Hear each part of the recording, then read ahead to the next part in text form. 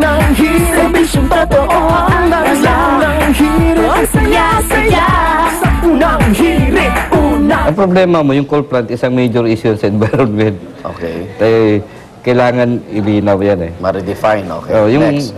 programa ito ng governance. Ang second dyan, tingin ko mas crucial at this point in time, yung review ng lahat ng tao niya. Lalo na yung mga senior appointees. Yung mga naunang naitalaga. Tapos na yung honeymoon eh. Performance na. Pagdating sa usapin yung performance, hindi siya yan. Yung kanyang kabinete yan. At kung may mga palpak dyan, o kung may problema, dapat asikasuhin na yun. Okay.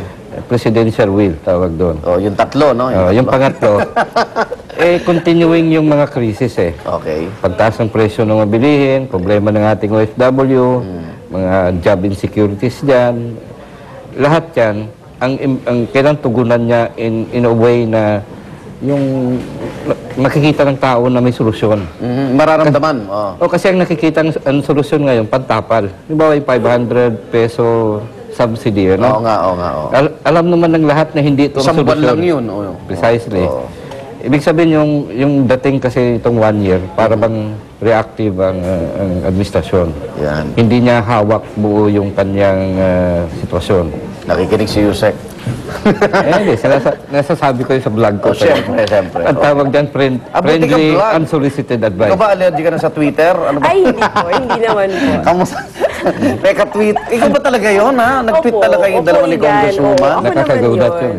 Hindi. Pero sabi nga ni... Kaya ako hindi nag-Twitter. Sabi nga ni Toots Ople, very boring yung Saturday na yun. Pero dahil sa pag-tweet nila ni Congresswoman, nag-entertainment yung araw na yun. Anyway, abangan po natin magiging ulat ng bayan ni Pangulong Benigno Aquino. Yusek, salamat po. Salamat po, Igor. Thank you. See you next year. Okay, next year, sa ikalawang taon. Okay, yan po ating talakayan. Mga Igor, magbabalik po unang hirit. Sa unang hirit, ang saya-saya sa unang hirit. Masasarap ang inyong mga paboritong ulam kung may tamang asim ng Silver Swan sukang puti. Mabango, swabe sa lalamunan, at Unang hirit, ang saya-saya sa unang Ayan po si hirit. Chef Billy at patuloy pa rin ang pag-carve niya ng mga napakaganda mga obra gamit syempre ang mga fruits. At napaka-detalyado. Kuya Lar, good morning. Ang galing, no? Oo. Ayan, Actually, tingnan mo, Otto. watermelon. Sino bang makakapagsabi na watermelon itong flower na ito? Beautiful. Tsaka ano siya, parang fleeting art siya kasi hindi naman siya pwede itago habang buhay, di ba? Pero they make the same effort at saka yung concentration na sa paggawa, ganun pa rin. Gaano katagal ginagawa ang isang ano? Tingnan natin, meron tayo hanggang 8:30 para malaman yan, Kuya Lar. Ginawa ko ni Chef Billy ng flower. Tingnan diba? nyo. Mukhang rose. But Parang it's actually totoo. made of of beets. The red beets. Cute! Thank you, Chef Billy. Thank you very much, Chef Billy. At hello sa aking sa aking Dr. MJ Paldecania. Hi, sa aking skin doctor. Alright, at ngayon naman, syempre, chicken time na tayo mga kapuso. Ito na pinakakaabangan ng mga bagets dyan at Young at Heart. Yung Class of 2012, Tween Academy Class of 2012. Ay, malapit na yan. Ang dami pong excited na makapanood din. Ngayon pala, nag-umpisa na mga intriga. At isa na nga yan ang nabuong love triangle kina Barbie Forteza, Joshua Dionisio, at Julian San Jose. Oo nga. Kasi di ba nag-start yan doon sa issue na gusto raw ng kiss ni Joshua from Julian.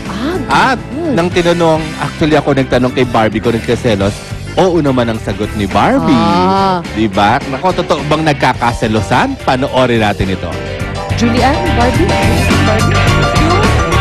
Isa raw sa mga kabang-abang na eksena sa upcoming movie na Tween Academy Class of 2012 ay ang nakakakilig na unang pagtatagpo ng karakter ni Joshua Dionisio at Barbie Forteza sa isang cosplay event. Huling-huli sa aming kamera ang nakakakilig na eksenang ito. Meron kasing cosplay event na kasi si Barbie nga ay Barbie, ako Supergirl eh. ayun, ka-cosplay siya bilang Supergirl. Ang pangit ng boses. Tapos ako naman, pumunta ako dyan para sa comics. Kasi meron din parang comics na binibenta sa loob. So, bibili ako ng comics. So, tapos may isnatchan ako.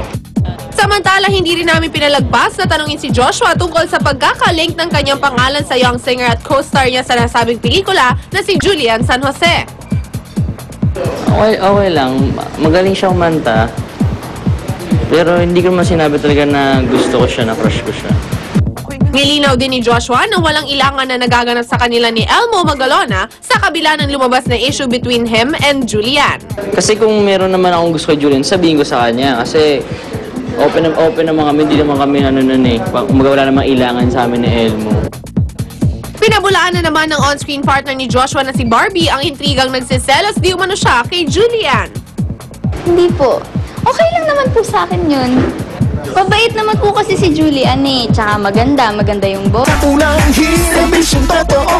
Ang unang hirit, ang saya-saya. Sa unang hirit, unang hirit, unang hirit. Good morning! Nagbabalik po ang unang hirit. At ngayon ang pag-uusapan natin mga mini schnauzer.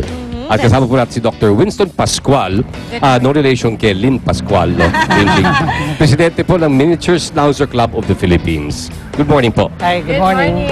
Good morning. Good morning. Ito po ang sinasabi ko nating mini schnauzer. Anong diferensya po ng mini schnauzer doon sa schnauzer in terms of yung laki po?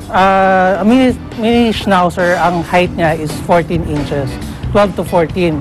Then there are standard and giant schnauzers. Ang standard tsaka giant.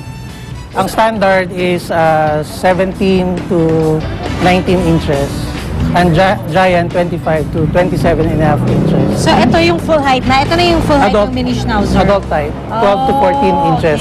Pag ang height from dito hanggang sa... Hanggang ilang years po inaabot po ang isang mini schnauzer? Usually mga 12 to 15 years ang lifespan nila. So, depende sa alaga na lang nila. So, as a pet, hindi ba siya mahirap alagaan kasi ginugupitan yung buhok? Paano siya ginugroom? Ang grooming usually, binabrush lang daily. And then, lalagyan ng mga powder para walang, para walang mat or walang ball. Okay. Tapos, pag i-pet lang, i-clipper once a month. Okay. So, ang nakikita natin, yung sa left side ng screen niya, yung bago siya gupitan, at ito, nagupitan na. So, gaano kadalas dapat ginugupitan yung mini schnauzer? Ideally, mga once a month, nag-groom siya. Okay. Para ma-maintain yung itsura niya na mayabang siya. Pero, Kaya ako din, once a month din ako ginugupitan eh. Pero Doc, I'm curious, ano ba yung pwede? Kasi di ba yung ibang mga aso pinapakain ng pagkain ng tao eh? Are they allowed to do that or no? No, ideally mas maganda ang dog food kasi there are foods na harmful to dogs like chocolates, grapes. So mas maganda dog food lang yung... Pero paano naman yun? Kasi meron yung tinatawag na mini schnauzer na show quality, tapos meron ding mini schnauzer na pang pet po pet talaga. quality. Oo. Anong pang difference po? Sa show quality, usually, they are, yung appearance nila, close dun sa breed standard. So meaning, maganda yung mga bite, yung structure, yung movement, yung temperament nila, maganda.